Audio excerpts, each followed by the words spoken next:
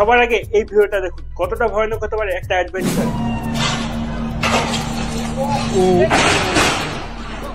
Oh my God, हाँ ये bungee jumping है। अरे वो खुद रस्ता तोड़ दिया उसको, रस्ता तोड़ दिया था उसका।